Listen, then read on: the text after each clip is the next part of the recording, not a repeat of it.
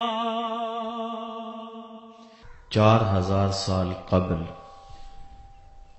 پہاڑوں کے دامن میں ایک قافلہ اترا تھا جو صرف 3 نفوس پہ مشتمل تھا۔ ایک باپ، ایک بیٹا اور ایک اس بچے کی والدہ۔ مانگ مانگ کر اللہ سے فرزند لیا، لیکن بچہ جو ہی اس بزم گیتی میں قدم رکھتا ہے تو حکم ہوتا ہے اس کو ایسی وادی میں لے جاؤ جہاں کوئی سبزہ نہ ہو، جہاں کوئی ہمسایہ نہ ہو، جہاں شجر سایہ دار، شجر پھلدار نہ ہو۔ حضرت ابراہیم علیہ السلام اس قافلے کو لے کر یہاں پہنچے۔ رات گزری، صبح کا سپیدہ طلوع ہوا تو اللہ کی بارگاہ میں دعا کی، اے میرے رب، میں یہاں اپنی ذریت کو چھوڑ کے جا رہا ہوں، ایسی وادی میں جہاں سبزہ نہیں ہے۔ اے میرے مالک، ان کی حفاظت فرمانا، اور میں ان کے لیے دعا کرتا ہوں کہ یہ نماز قائم کریں اور دلوں کے رخ ان کی سمت پھیر دے اور انہیں پھلوں سے رزق عطا فرما۔ حضرت ابراہیم علیہ السلام واپس پلٹے تو پاک باز خاتون نے اپنے شوہر نامدار کا دامن تھام لیا، تمسکت بعضیالہ، اور پوچھا، اس تنہائی اور غربت میں ہمیں چھوڑ کے کہاں جا رہے ہو؟ 99 سال کی عمر میں فرزند ملا، اور اب اس کو اس غربت اور اس تنہائی میں چھوڑ کے کس کے سپرد کر کے ہمیں کہاں جا رہے ہو؟ تو حضرت ابراہیم علیہ السلام نے جواب دیا، میں تمہیں اللہ کے سپرد کرتا ہوں۔ تو پاک باز خاتون نے کہا، اذا لا یضیعنا، اگر تم ہمیں اس رب کے سپرد کر کے جا رہے ہو تو خیر سے جاؤ، وہ ہمیں کبھی بھی ضائع نہیں ہونے دے گا۔ حرم کی یہ داستان ان 3 نفوس سے شروع ہوتی ہے۔ ماں اپنے بیٹے کے لیے پانی کی تلاش میں صفا سے مروہ اور مروہ سے صفا تک کا سفر کرتی ہے۔ 7 چکروں کے بعد بیٹے کی طرف بے تابانہ دوڑتی ہے تو کیا دیکھتی ہے کہ بیٹے کے پاؤں میں پانی کا چشمہ پھوٹ رہا ہے۔ حضرت ابراہیم علیہ السلام اپنے فرزند اور اپنی زوجہ محترمہ کو چھوڑ کر واپس شام کی سمت روانہ ہو جاتے ہیں۔ بچے کی عمر 13 سال ہوتی ہے۔ حکم ہوتا ہے کہ اپنی سب سے پیاری چیز میرے راستے میں قربان کرو۔ اللہ کے راستے میں اونٹ ذبح کرتے ہیں، لیکن خواب مسلسل آ رہا ہے۔ سمجھ گئے اس دھرتی پر سب سے زیادہ محبوب شے تو مجھے حضرت اسماعیل علیہ السلام کی ذات ہے۔ 13 سال کے بعد اس وادی کی طرف چلے جہاں اپنے بچے کو اور اپنی زوجہ کو چھوڑا تھا، اور آ کے اپنی زوجہ سے کہا کہ جلدی سے بچے کو تیار کر دو، میں اسے کسی دوست کی دعوت پہ لے جا رہا ہوں۔ باپ بیرون ملک گیا ہو، سالوں کے بعد جب پلٹتا ہے تو کئی اقسام و انواع کے کھلونے اپنی اولاد کے لیے لے کر آتا ہے، لیکن قدرت کی نیرنگیاں دیکھیے، اللہ کی طرف سے بندوں پر جو امتحان پڑتے رہے ہیں ان کے انداز دیکھیے۔ کہا تم جاؤ تو چھری لے جاؤ، رسی لے جاؤ۔ حضرت اسماعیل علیہ السلام تیار ہو گئے، ساتھ لیا۔ شیطان نے سمجھا شاید اس سے بہتر موقع مجھے نہ ملے اس خاندان کو ورغلانے کا اور راہ حق سے ہٹانے کا۔ ممتا کی مجبوریوں سے فائدہ حاصل کرنے کے لیے حضرت حاجرہ سلام اللہ علیہا کے پاس آیا اور کہنے لگا جانتے ہو کہ بیٹا کہاں گیا ہے؟ کہا اس کے باپ دوست کی دعوت پہ لے کر گئے۔ کہا نہیں، وہ اسے ذبح کرنا چاہتے ہیں۔ کہا کوئی کرنے والی بات کرو، بھلا کوئی باپ بھی اپنے بیٹے کو ذبح کرتا ہے؟ اور پھر بیٹا بھی وہ جس کو مانگ مانگ کے لیا ہو، زندگی کی کمائی 99 سال جس کے لیے ہاتھ اٹھا اٹھا کے سحری کے وقت پکار کرتے رہے، میرے مالک میرے گھر میں بھی اجالا کر دے، مجھے بھی ایک فرزند دے دے، تو آج کیا اس فرزند کی گردن پہ وہ چھری پھیر دے گا؟ کیسی عجیب بات کر رہے ہو۔ کہنے لگا اس نے ایک خواب دیکھا ہے اور خواب کے اندر جو حکم ملا ہے اس کو وہ اللہ کا حکم سمجھ کے ایسا کرنے پہ آمادہ ہوا ہے۔ تو حضرت حاجرہ نے کہا ظالم تو کہیں شیطان تو نہیں؟ کاش آج میری گود میں 1000 اسماعیل ہوتے۔ شیطان نے سمجھا کہ یہاں تو وار نہیں چلا، پھر حضرت ابراہیم علیہ السلام کے پاس پہنچا، کہنے لگا رب کو راضی کرنے کے اور تھوڑے طریقے ہیں کیا؟ بیٹے کی گردن پہ ہی چھری پھیر کے رب راضی ہوتا ہے؟ ایک خواب کو تم فیصلہ کن مرحلے میں داخل کر رہے ہو، خواب خواب ہی ہوتے ہیں۔ حضرت ابراہیم علیہ السلام نے پتھر اٹھایا اور اس کی طرف 3 دفعہ مارا، کہا پیچھے ہٹ جا، میرے اور میرے رب کے راستے میں نہ آ، میرے پاس ایک اسماعیل ہے، 1000 اسماعیل بھی ہوتے راہ خدا میں قربان کر دیتا۔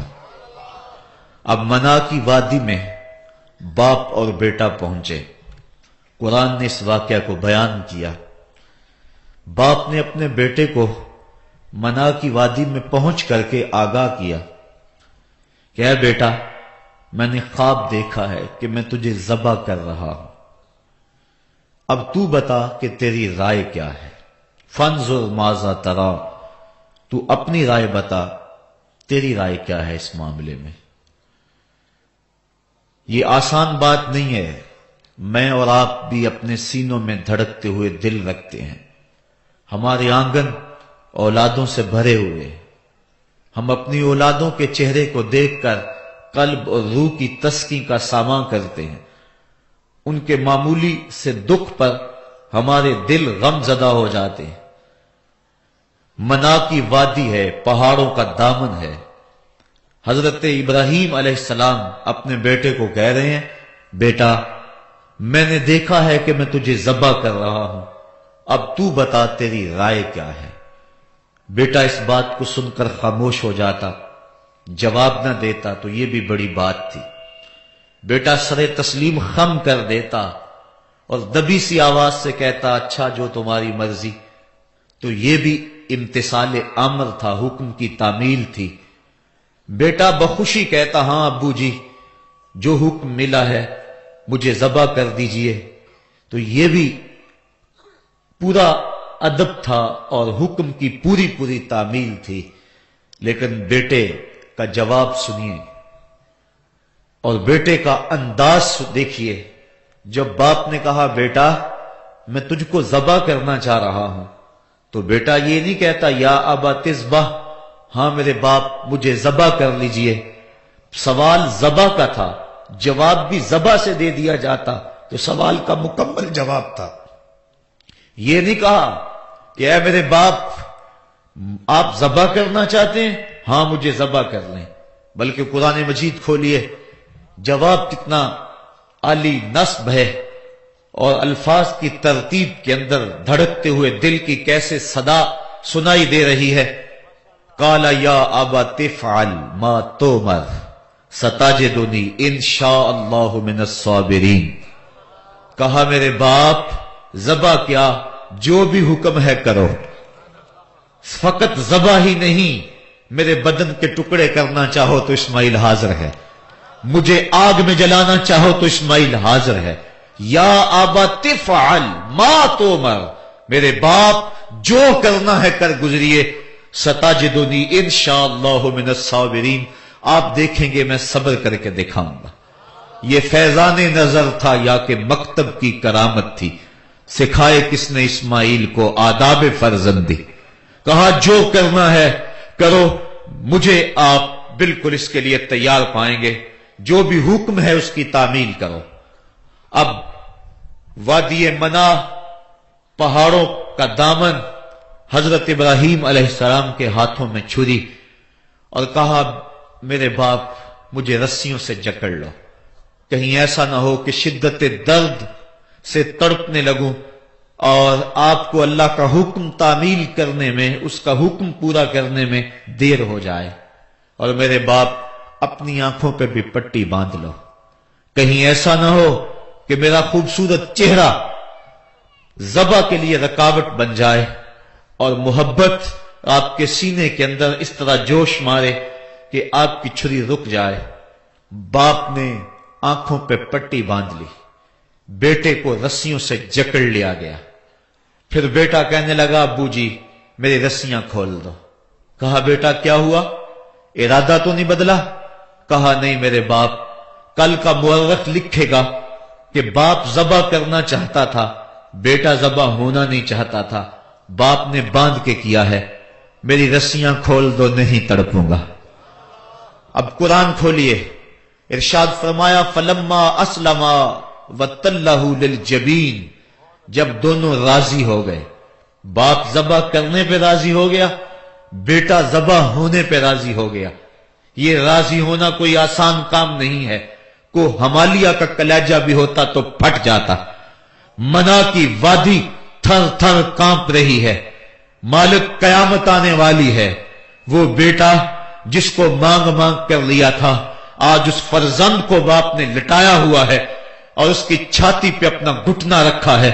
فلما اسلما، جب دونوں راضی ہو گئے، فلاں کوٹھی خرید لیں، فلاں ماڈل کی گاڑی خرید لیں، نہیں نہیں، باپ ذبح کرنے پہ راضی ہے، بیٹا ذبح ہونے پہ راضی ہے۔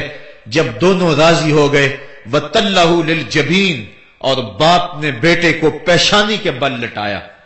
مفسرین نے اس پہ دو قول بیان فرمائے ہیں، ایک تو یہ کہ پیشانی کے بل لٹایا اور اوپر سے ذبح کرنا چاہتے تھے گردن کے پیچھے سے تاکہ بیٹے کا چہرہ سامنے نہ ہو، یہ ہے پیشانی کے بل لٹانے کا ایک انداز۔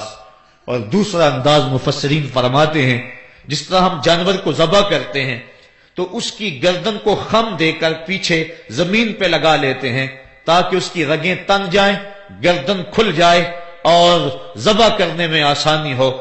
حضرت ابراہیم علیہ السلام نے اپنے نونہال کی ریشم جیسی گردن کو خم دے کر پیچھے پتھر کے ساتھ پیشانی لگائی، اور جب وہ گردن تن گئی تو اس کو کہتے ہیں وَتَلَّهُ لِلْجَبِينِ، اور باپ نے بیٹے کو پیشانی کے بل لٹا لیا، ہاتھ میں چھری ہے۔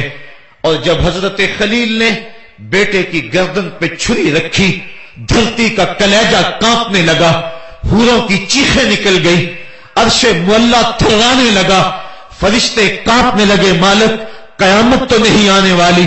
کہا میرے بندے کی ذرا باقی ادا کو تو دیکھو، تم کہتے تھے سجدے ہم کریں گے، تم کہتے تھے رکوع ہم کریں گے، یہ تو دھیگا مشتی اور فساد کریں گے، ذرا دیکھو باپ اپنے بیٹے کو کس طرح میرے حکم پر ذبح کرنے کے لیے تیار ہے۔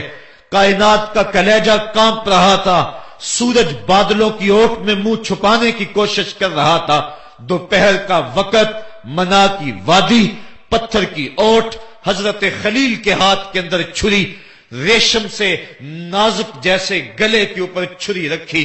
بیٹا بھی جس کو مانگ مانگ کر لیا تھا، اور اتنا حسین بیٹا کہ اس کی پیشانی میں نبوت کا نور چمک رہا تھا. فلما اسلما وتلہ للجبین، اور جب پیشانی کے بل لٹا لیا تو حضرت خلیل نے چھری تیز کر کے بیٹے کی گردن پہ رکھی اور پوری قوت کے ساتھ چھری کو پھیر دیا، لیکن چھری نے ایک بال بھی نہیں کاٹا. جلدی سے پاس پڑے ایک پتھر پہ چھری کو مارا. لیما تقطعی یا سکین، اے چھری کیا ہو گیا، کیوں نہیں کاٹتی؟ کہا الخلیل یامرنی والجلیل ینہانی، خلیل مجھے کاٹنے کا کہتا ہے اور جلیل کہتا ہے خبردار اگر ایک بال بھی کاٹا تو. کہا چھری تیرا کام تو کاٹنا تھا، کہا آگ کا کام بھی تو جلانا تھا. جس رب نے آگ کو جلانے سے روک دیا تھا آج اس نے مجھے کاٹنے سے روک دیا ہے. اس کا یہ مطلب نہیں سمجھے کہ چلو جان چھوٹ گئی، راستہ مل گیا.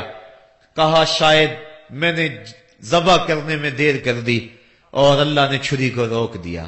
پھر استغفار پڑا، معافی مانگی اور پھر چھری کو تیز کیا اور حلق کے اوپر اس کی نوک رکھ کر پوری ہمت کے ساتھ اپنا سارا زور اس کے اوپر ڈھیل دیا.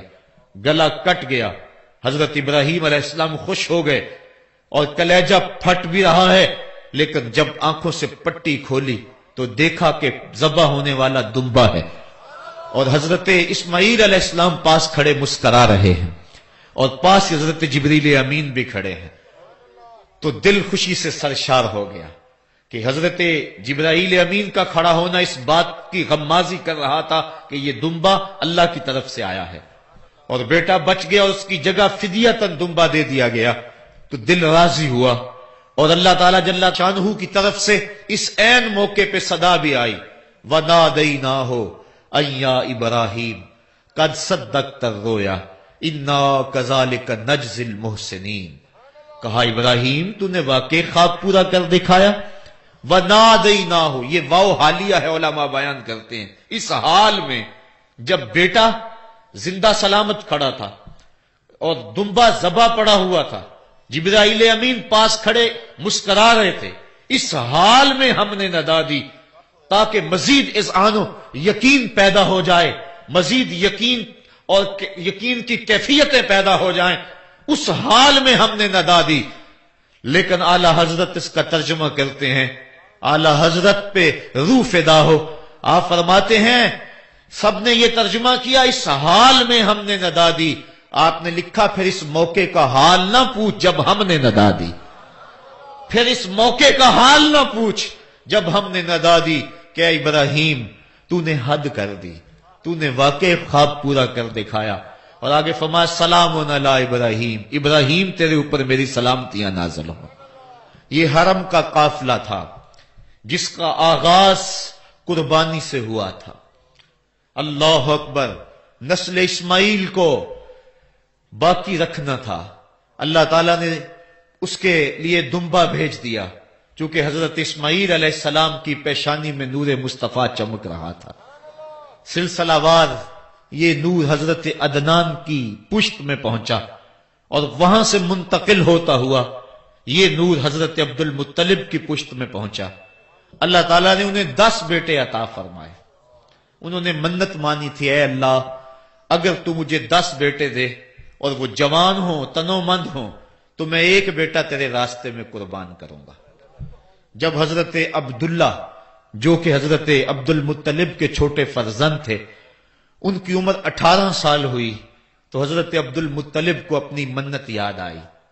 انہوں نے اپنے 10 بیٹوں کو بلایا، کہا بیٹا میں نے کعبہ کے رب سے یہ وعدہ کیا ہے کہ اللہ مجھے اگر 10 بیٹے دے گا تو میں ایک بیٹا اللہ کی راہ میں قربان کروں گا. اب تم بتاؤ تمہاری رائے کیا ہے. کہانی حرم کی پھر دوبارہ دہرائی جا رہی ہے. کہا رائے بتاؤ. 10 کے 10 بیٹوں نے گردن خم کر دی. کہا ایک بیٹے کو ذبح کرنا ہے. کہا جس کو چاہو. کہا نہیں میں قرعہ ڈالتا ہوں. جب قرعہ ڈالا تو حضرت عبداللہ کے نام قرعہ نکل آیا. فرشتے پھر دم بخود تھے، مالک تو نے اس کی پشت میں امانت رکھی ہے اور آج اس کو بھی ذبح کیا جائے گا. کائنات پر پھر کوہرام مچنے لگا۔ حضرت عبد المطلب آستینے چڑھا رہے ہیں، ہاتھ کے اندر چھری ہے۔ یہ خبر پورے مکے میں پھیل گئی، سارے سردار دوڑے آئے۔ کہا عبد المطلب یہ رسم تو نہ ڈالو، اس کا ادا کرنا مشکل ہو جائے گا۔ کہا میں نے کعبے کے رب سے یہ منت مانی تھی اور اللہ نے وہ منت پوری کر دی۔ اب میں تو جب قرآ نکالا تو میرے اس فرزند کے نام قرآ نکل آیا، میں اس منت کو ہر صورت میں پورا کروں گا۔ لوگ اکٹھے ہو گئے، منت سماجت کر رہے ہیں، لیکن حضرت سیدنا عبد المطلب ہر صورت میں اپنی اس منت کو پورا کرنے کے لیے مصر ہیں۔ پھر کہا کہ حجاز کی حرافہ اس کے پاس چلتے ہیں اور جا کے اس کے سامنے یہ مسئلہ رکھتے ہیں۔ بعض نے لکھا کہ حجر کی کہنا کے پاس جاتے ہیں، با اختلاف روایات وہ حجاز کی حرافہ کے پاس پہنچے۔ جب اس کا پتہ کیا تو وہ خیبر میں تھی، تو اس کے پاس سارے سردار اکٹھے ہو کے گئے کہ اس طرح ہمارے سردار نے منت مانی تھی، تو اب وہ بیٹے کو ذبح کرنے کے لیے تیار ہے، تو تم بتاؤ کہ اس کے بارے میں ہمیں کیا کرنا چاہیے۔ اس نے کہا کل آنا، میرا تابعی آئے گا تو میں اسے پوچھوں گی، جو مجھے کہے گا میں تمہیں بتا دوں گی۔ اگلے دن یہ سردار پھر اس حرافہ کے پاس پہنچے۔ اس نے کہا کہ میرا تابعی آیا تھا، پہلے تم یہ بتاؤ کہ تمہارے ہاں کسی شخص کی دیت کتنی ہے، جو شخص مقتول ہو اس کی دیت قاتل کتنی دیتا ہے۔ انہوں نے کہا 10 اونٹ۔ کہا جاؤ پھر ایک طرف 10 اونٹ رکھو اور ایک طرف عبداللہ کا نام رکھو اور قرعہ ڈالو، اگر 10 اونٹوں کی طرف قرعہ نکل آیا تو 10 اونٹ ذبح کر دینا، اور اگر عبداللہ کی طرف نام نکل آیا پھر دوبارہ 10 اونٹ ادھر اور رکھنا، 20 رکھنا، اور اس طرح اونٹ 10 بڑھاتے جانا۔ جب قرعہ عبداللہ کے نام سے ہٹ کر اونٹوں کی طرف نکلا تو پھر اتنے اونٹ ذبح کر دینا۔ میرے تابعی نے یہی حل بتایا ہے۔ کہا ٹھیک، آئے اور آ کے ساری بات سنائی۔ 10 اونٹ ایک سمت رکھے گئے اور حضرت عبداللہ کا نام ایک سمت رکھا گیا۔ جب قرعہ نکالا تو حضرت عبداللہ کے نام نکلا۔ پھر 20 اونٹ رکھے گئے، پھر قرعہ نکالا تو حضرت عبداللہ کے نام نکلا۔ پھر 30 اونٹ رکھے گئے، قرعہ حضرت عبداللہ کے نام نکل رہا ہے۔ 40 اونٹ رکھے گئے، 50 رکھے گئے، 60، 70، یہاں تک کہ 100 اونٹ رکھے گئے۔ 100 اونٹ جب ادھر ہو گئے، اب قرعہ نکالا تو اونٹوں کے نام نکل آیا۔ سارے خوش ہو گئے کہ اب قرعہ اونٹوں کے نام نکل آیا، عبداللہ کی جان بچ گئی۔ لیکن حضرت عبد المطلب فرمانے لگے کہ میں ایسا نہیں کروں گا۔ کہا کیا کرو گے؟ کہا ایک مرتبہ نکلا ہے، 3 مرتبہ قرعہ ڈالو، اگر تینوں مرتبہ عبداللہ کے نام کی بجائے اونٹوں کے نام نکلا تو پھر میں سمجھوں گا کہ اللہ کی طرف سے یہی مرضی ہے، ورنہ میں اپنے بیٹے کی گردن پہ چھری رکھ دوں گا۔ اللہ اکبر! مکے کے اندر سردار بھی دعائیں مانگ رہے ہیں۔ اللہ اکبر! ام ایمن بھی دعا مانگ رہی ہے، مکے کے پربت دعائیں مانگ رہے ہیں، کائنات کا ذرہ ذرہ دعائیں مانگ رہے ہیں۔ قرعہ جب ڈالا گیا تو دوسری مرتبہ بھی قرعہ اونٹوں کے نام نکلا۔ اب تیسری مرتبہ جب قرعہ ڈالا گیا تو ہر ایک کا دل دھڑک رہا ہے۔ حضرت عبد المطلب تیار ہیں، کہا اگر تیسری مرتبہ بھی قرعہ اونٹوں کے نام نہ نکلا تو میں اپنے بیٹے کی گردن پہ چھری پھیروں گا، چونکہ میں نے کعبے کے رب سے منت مانی ہوئی ہے۔ جب تیسری مرتبہ قرعہ ڈالا گیا تو وہ بھی اونٹوں کے نام نکلا۔ 100 اونٹ ذبح کر دیے گئے۔ حضرت عبداللہ جو کہ حضور کی امانت کے امانت دار تھے، ان کی زندگی محفوظ ہوئی۔ حضور علیہ السلام فرمایا کرتے تھے آنا ابن الذبیحین، لوگوں میں 2 ذبیحوں کا بیٹا ہوں، ایک ذبیح اسماعیل علیہ السلام ہے اور ایک ذبیح میرے والد حضرت عبداللہ رضی اللہ تعالیٰ عنہ۔ جلدی سے حضرت عبداللہ کی شادی کی گئی۔ حضرت آمنہ سلام اللہ علیہا آپ سے نکاح ہوا، شادی کو ابھی چند ماہ ہی گزرے تھے کہ حضرت عبداللہ رضی اللہ تعالی عنہ شام کی طرف تجارت کی غرض سے گئے۔ واپس جب مدینہ طیبہ پہنچے تو ان کی طبیعت خراب ہو گئی، تو وہ چند لمحے چند دن وہاں رک گئے، قافلہ بھی رکا لیکن طبیعت سنبھل نہیں رہی تھی. قافلے والے انہیں وہاں چھوڑ آئے اور واپس آ گئے. کچھ دنوں کے بعد خبر پہنچی کہ حضرت عبداللہ رضی اللہ تعالیٰ عنہ کا مدینے میں انتقال ہو گیا ہے. حضور علیہ السلام شکم مادر میں. فرشتوں نے کہا مالک تیرے نبی تو شکم مادر میں یتیم ہو گیا. اے اللہ تیرا نبی تو شکم مادر میں یتیم ہو گیا. آواز آئی آنا حافظہ و آنا ناصرہ و آنا کافلہ. تم کیوں پریشان ہوتے ہو؟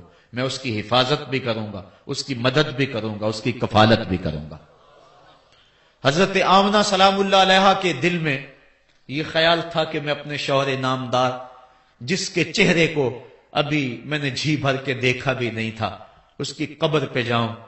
لیکن جو امانت تھی اس امانت کے تقاضے ان کو اس سفر سے روکتے رہے.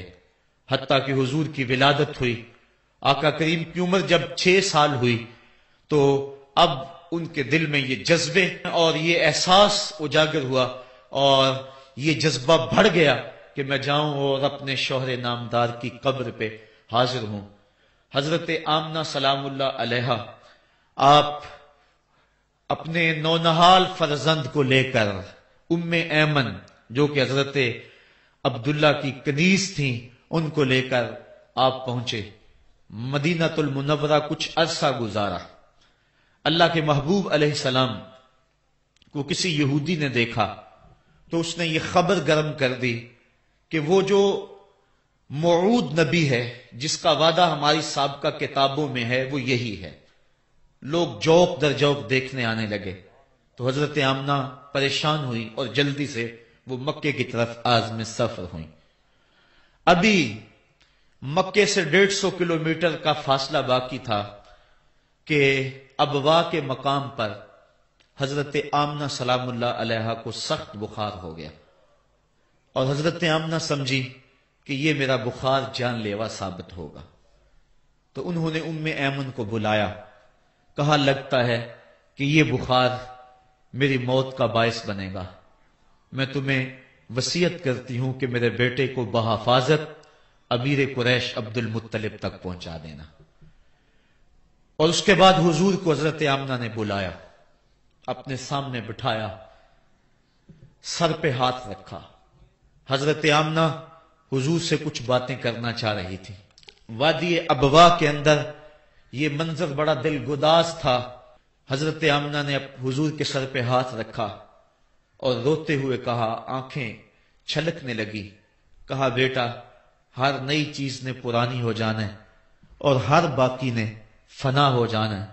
میں بھی جا رہی ہوں و ذکر باک و ولد تو تہرا، لیکن سنو میرا ذکر نہیں مٹے گا. میں تیرے جیسا پاکیزہ بیٹا چھوڑ کے جا رہی ہوں. یہ آخری لفظ تھے حضرت آمنہ سلام اللہ علیہا کے. اس کے بعد حضرت آمنہ سلام اللہ علیہا آخری ہچکی لی اور حضور سے ماں بھی جدا ہو گئی. آقا کریم علیہ السلام نے اپنی والدہ کو وہاں دفن کیا ام ایمن کے ساتھ مل کے. جیسے بھی ہو سکا. وہ کیا کسی نے کہا تھا تجھے کن پھولوں سے ہم کفن دیں، تو جدا ہی ایسے موسموں میں ہوا جب درختوں کے ہاتھ پھولوں سے خالی تھے. آقا کریم کی آنکھیں چھم چھم برس رہی ہیں. حضرت ام ایمن حضور کو اپنے ساتھ چمٹا لیا اور مکہ المکرمہ پہنچ کے حضور کے دادا کے سپرد کیا. 2 سال تک وہ حضور علیہ السلام کو اپنی کفالت میں انہوں نے رکھا. کعبۃ اللہ کے سائے میں ان کی مسند بچتی تھی اور ان کے بیٹوں میں سے اور قوم کے کسی فرد کو یہ ہمت نہیں ہوتی تھی کہ اس مسند کے اوپر بیٹھے، دور ہٹ کے بیٹھتے تھے. لیکن حضور جب آتے تو اس مسند کے اوپر چڑھ کے بیٹھ جاتے. حضور کے چچا اور حضور کے دیگر عزیز و اقارب کہتے کہ بیٹا نہ چڑھو، تو حضرت عبد المطلب کہتے رہنے دو، یہ بڑی شان والا بیٹا ہے. ان سے محبت کرتے، ان کو اپنے ساتھ سلاتے. 8 سال کی حضور کی عمر ہوئی کہ امیر قریش کا بھی انتقال ہو گیا. ابن حشام نے لکھا ہے کہ جب امیر قریش کا انتقال ہوا تو سوگ میں مکے کے بازار بند ہو گئے. پورا شہر جنازے میں امڈ آیا. لیکن 8 سال کا بچہ تھا، بلک بلک کے رو رہا تھا. آج وہ سایہ بھی اٹھ گیا. پھر چچا کی کفالت میں گئے اور انہوں نے جس انداز سے کفالت کی اور محبتوں کا ثبوت دیا وہ الفتوں کی ایک لمبی داستان ہے۔ 40 سال کی عمر ہوئی تو اللہ تعالیٰ نے حضور علیہ السلام کو نبوت کی ذمہ داریوں کے اعلان اور لوگوں تک پیغام حق کے ابلاغ کا حکم دیا۔ آقا کریم علیہ السلام جب پیغام حق لے کر میدان میں آئے تو گلی کوچوں اور بازاروں کے اندر مخالفتیں، نکتہ چینیاں، ناموافق حالات کے جکڑ اور مخالفتوں کی آندیاں چلنے لگیں۔ ابھی آپ سن رہے تھے کہ حضرت بلال حبشی کے ساتھ کیا سلوک کیا جاتا رہا، کس انداز کے ساتھ ان کے سینے پہ پتھر رکھ دیا جاتا، حضرت خباب بن ارت کے ساتھ کون سا سلوک کیا جاتا رہا، کون کون سے دکھ تھے جو روانہ رکھے گئے۔ حضرت زنیرہ ان کے گلے کے اندر کوڑا ڈال کر کوڑے کی رسی کو تاؤ دیے گئے، یہاں تک کہ ان کی آنکھیں باہر آ گئیں اور آنکھوں کی روشنی جاتی رہی۔ ابو جہل بولا اب بلانا اپنے محمد کو جو تیری آنکھوں کی روشنی کو واپس کرے۔ زنیرہ نے ہاتھ پھیلا لیے اور کہا عرش کے رب، میں ان آنکھوں کا نور کیا میرے بدن کے ٹکڑے ٹکڑے ہو جاتے، کبھی بھی تیرے سے زندگی نہ مانگتی، لیکن اب تیرے نبی کی عزت کا سوال ہے، میری آنکھوں کی روشنی واپس کر دے۔ روایات میں آتا ہے کہ اللہ نے حضرت زنیرہ کی آنکھوں کی روشنی واپس کر دی۔ تکلیفیں آئیں، دکھ آئے، مکے کے چوک کے اندر حضرت سمیہ کو نیزہ مار کر ابو جہل نے شہید کیا۔ یہ اسلام کی پہلی شہیدہ تھی جن کا خون مکے کے ریگزار کے اندر گرا۔ حضرت یاسر کو شہید کیا گیا۔ یہ حضرت عمار ابن یاسر کے والد تھے اور سمیہ حضرت عمار ابن یاسر کی والدہ ماجدہ تھی۔ حضرت عمار ابن یاسر کو تختہ ستم پہ رکھا گیا اور انہیں کوڑوں سے ان کی تواضع کی گئی۔ آقا کریم آئے، عمار ابن یاسر دکھوں اور اذیتوں میں سے دو چار تھے۔ آقا کریم نے سر پہ ہاتھ رکھا اور کہا صبرن آل یاسر، صبرن آل یاسر ان موعدکم الجنہ۔ کہا آل یاسر صبر کرو، آل یاسر صبر کرو، میں تمہیں جنت کا وعدہ دیتا ہوں۔ تکلیفیں آئیں، دکھ سہے، اس راستے کے اندر مکے کی گلیوں میں حضور کے ساتھ جو سلوک ہوا کون بھول سکتا ہے۔ کبھی کانٹے بچھ رہے ہیں، کبھی حضور کی راہوں میں گڑھے کھودے جا رہے ہیں، کبھی اوجریاں ڈالی جا رہی ہیں بدن اطہر کے اوپر۔ ابو لہب اپنے گھر کا کوڑا اٹھا کر حضور کی دہلیز پہ ڈال جاتا ہے۔ عقبہ بن ابی معیط حضور کے گلے کے اندر کپڑا ڈال کے اس کو تاؤ دیتا ہے۔ حضور فرماتے ہیں جتنے دکھ اس نے مجھے دیے کسی نے نہیں دیے۔ اذیتوں کی داستانیں رقم ہو رہی ہیں۔ آقا کریم علیہ السلام کے شفیق چچا بھی انتقال کر جاتے ہیں۔ جب گھر آتے تو اپنی زوجہ حضرت خدیجۃ الکبریٰ سے دکھڑے کہتے، وہ بھی انتقال کر جاتی ہیں۔ اس سال کا نام عام الحزن رکھا جاتا ہے، دکھوں کا سال، مصیبتوں کا سال۔ آقا کریم بہت دل برداشتہ ہوئے قوم سے، پھر سوچا چل طائف چلتا ہوں اور طائف والوں کو پیغام حق دیتا ہوں، شاید میری آواز پر وہ لبیک کہہ دیں۔ 1 مہینے کا سفر کر کے حضرت زید بن حارثہ کو ساتھ لے کر طائف پہنچے۔ ان کے 3 سردار تھے، عبد یالیل بن عمر، حبیب بن عمر اور مسعود بن عمر۔ ان کے پاس جا کر پیغام حق دیا، کہا تمہاری بھلائی کا سندیشہ لے کر بڑی دور سے چلا ہوں، میری دعوت کو قبول کر لو، دنیا میں بھی کامیابی، آخرت میں بھی کامرانی تمہارا مقدر ہوگی۔ یہ دعوت پیش کی۔ انہوں نے کہا کہ ہم تمہاری دعوت کو مسترد کرتے ہیں۔ ایک بولا کہ اور کوئی زمانے میں بندہ نہیں تھا جس کو نبوت ملتی، تجھے ملنی تھی۔ کسی نے کچھ کہا، تانے دیے، دل دکھایا حضور کا۔ آقا کریم نے فرمایا اس فعلتم ما فعلتم فاکتموا علیہ، تم نے جو مجھ سے کہا سو کہا، تم نے جو میرے ساتھ سلوک کیا وہ تمہاری مرضی، اتنا میرے سے وعدہ کرو کہ یہ بات کہ میں تمہارے پاس آیا ہوں دعوت دین دینے کے لیے، تمہیں پیغام حق دینے کے لیے، اس کو پوشیدہ رکھو گے، مخفی رکھو گے، تاکہ مکے والے میرے دشمن ہیں، اور جب انہیں پتا چلا کہ طائف گئے ہیں تو وہ طائف والوں نے بھی دعوت قبول نہیں کی تو وہ تمسخر کریں گے، مجھے نشانہ تضحیک بنائیں گے، لہذا جو کہا سو کہا، اپنے اندر اس بات کو راز رکھو۔ انہوں نے کہا کہ ہم کیوں راز رکھتے پھریں؟ انہوں نے افشا کیا، بلکہ اوباشوں کے ہاتھوں میں پتھر دیے۔ حضرت ام المومنین سیدہ عائشہ صدیقہ رضی اللہ تعالی عنہا محبوب کائنات کہتی ہیں کہ ایک دن میں نے حضور سے پوچھا کہ آقا احد کے دن سے سخت دن بھی کبھی زندگی میں آپ پر آیا ہے؟ فرمایا ہاں عائشہ، جب طائف کے بازاروں میں تیری قوم نے مجھے پتھر مارے تھے تو یہ دن احد کے دن سے بھی سخت تھا۔ حضور فرماتے ہیں جب میں طائف سے باہر نکلا تو ان کے گنڈے دو رویا کتاروں میں کھڑے تھے، ہاتھوں میں پتھر، اور میں درمیان سے گزرنے لگا تو وہ میرے پاؤں پہ پتھر مارتے، میں پاؤں اٹھا لیتا تو دوسرے پاؤں پہ پتھر مارتے، پھر میں شدت درد اور احساس کرب سے بیٹھ جاتا تو ان کے دو گنڈے آگے بڑھتے، مجھے کندھوں سے پکڑ کے اٹھاتے اور پھر مجھے پتھر مارتے۔ فرمایا اے عائشہ، یہ دن احد کے دن سے بھی سخت تھا جب تیری قوم نے طائف کے بازاروں میں مجھے پتھر مارے۔ آقا کریم علیہ السلام احد کے اندر جب حضور کے چچا شہید ہوئے، وہ دن بھی تاریخ اسلام کا دردناک دن ہے۔ آقا کے سر پہ پٹی بندھی ہوئی تھی، آنکھوں میں آنسو تھے اور بار بار پوچھتے تھے ما فعل امی، میرے چچا کی بات سناؤ۔ جب بتایا گیا حضور حضرت حمزہ شہید ہو گئے تو آقا کریم ان کی لاش پہ گئے، دیکھا کہ ان کا پیٹ چاک ہے، ان کی ناک کاٹ دی گئی ہے، ان کی زبان کاٹ دی گئی ہے، ان کا دل نکال لیا گیا ہے، ان کی آنکھوں میں نیزے چبھوئے گئے ہیں اور ان کے کان کاٹ لیے گئے ہیں۔ آقا کریم کی آنکھوں میں اشک تھے اور آقا کریم ما فعل امی، میرے